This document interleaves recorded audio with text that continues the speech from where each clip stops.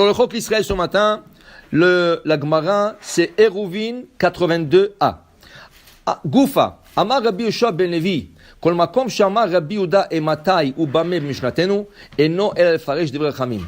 ורבי יוחנן אמר, מתי לפרש ובמה לחלוק, ומתי לפרש. והתנן, אלו הם פסולים המשחק בקובייה, ומלווה בריבית, ומפריחי יונים, וסוחרי שביעית. טוב, אמר, dit la Gemara, dans le judaïsme, dans la Torah, il y a beaucoup de fois où on a besoin de témoins. Il y a beaucoup de fois où on a besoin de témoins. On ne peut pas avoir moins que 2 témoins. 2 témoins, c'est le minimum. Okay? Maintenant, les 2 témoins doivent être aussi cachers. Ce qui veut dire cachers. Ils sont d'abord shomer Shabbat. Ils ne se rasent pas à la lame. Ça veut dire qu'ils n'utilisent pas la gilette ou quelque chose comme ça. Okay? Et ils doivent manger cachers. Et il faut qu'ils soient vraiment des gens cachers. Parce que s'ils ne sont pas cachers, c'est un problème. Je vous donne un exemple de la halakha, par exemple.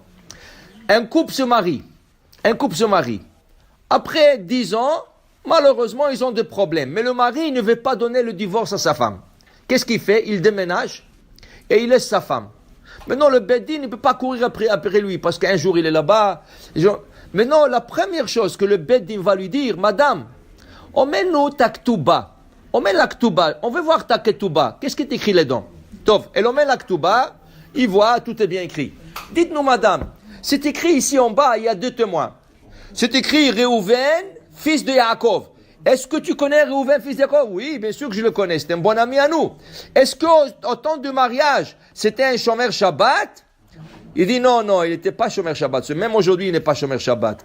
Ah oui, madame, tu peux aller te marier. Ta ketouba n'est pas valable. Si un gars qui n'est pas shomer Shabbat a signé ta ketouba, la ketouba n'est pas valable. Ça veut dire que tu t'es jamais marié. Alors dans ce cas, tu n'as pas besoin de guette. Ah, mais comment j'ai vécu avec le gars? Oui, tu as vécu avec le gars. Comme une conjointe de fait. Mais même s'il y a des enfants, c'est pas des bâtards. Les enfants sont d'une mère juive et ils sont juifs. Mais la ketouba ne tient pas, alors le mariage n'a pas tenu. Dans ce cas, tu fais un autre, mais le gars il s'est sauvé. Alors dans ce cas, la madame n'a pas besoin d'avoir un guet. On peut lui laisser partir. Mais ça, c'est pas n'importe qui décide ça. Ça, il faut que tu l'emmènes. C'est pour ça qu'on dit, quand tu vas dans un mariage, quand tu te maries, le mariage, demain, le lendemain, tout le monde va oublier qu'est-ce qu'ils ont mangé. Tout le monde va oublier la musique. Tout le monde, tu le dis, tu t'es le mariage. Oui, j'ai oublié déjà qu'est-ce que j'ai mangé, j'ai oublié déjà la musique qu'il y avait. Mais une chose qui reste de tout ce mariage, toute cette soirée, tu investis $100,000, sache que les $100,000, c'est pour les témoins. Et tu as intérêt, et eux, ils sont gratuits. Eux, c'est gratuit. Le mariage t'a coûté $100,000 que tout le monde va oublier. Eux, ils sont gratuits. Mais eux, ils restent à vie. Le témoin, il reste à vie. Ça veut dire que tu as intérêt de choisir 2 personnes qui n'ont aucun lien familial avec toi.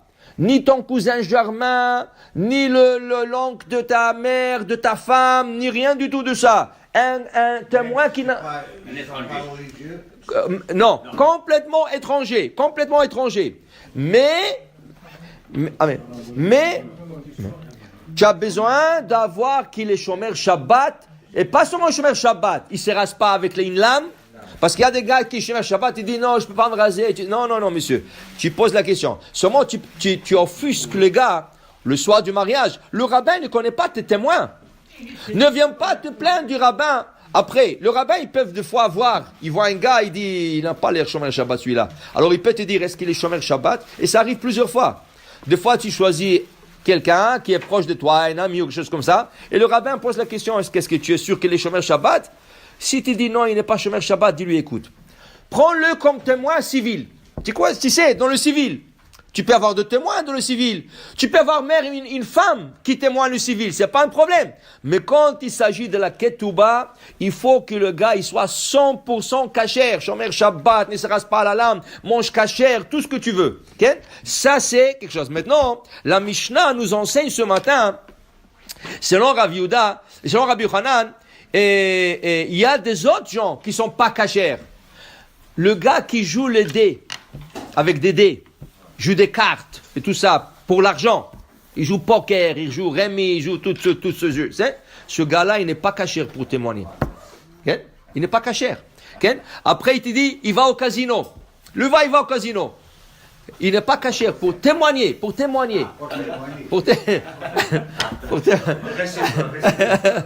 fait pas invention à personne. Ouais. Pas de commentaire. Après ça, il dit, il y avait des gens qui jouaient au Blue Bonnet. Mais le Blue Bonnet n'existait pas au temps du Talmud. Qu'est-ce qui existait? La course de pigeons. Aujourd'hui, c'est la course de chevaux, la course de chiens.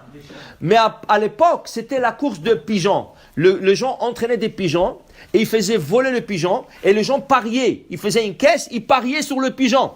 Ils mettaient $100, $1000 et tout ça. Et alors il te dit, des gens qui font ça. Sochare shevi'it. Les gens qui font affaire avec le fruit qui pousse la 7e année, qui est l'année sabbatique, qu'on n'a pas le droit de vendre. Tout le monde a le droit d'utiliser gratuitement. Un propriétaire d'un champ n'a pas le droit de fermer son champ. Tous ces gens-là, comme ils sont en défaut envers la Torah, ils ne sont pas cachers pour le témoignage. Ok? Alors pour dire, quand tu as quelque chose de religieux à signer et tu as besoin de témoins, Ken, assure que le témoin soit 100% cachère. Parce que c'est ça qui va donner toute l'importance et la valeur à ton contrat. Baruch Adonai Le'olam.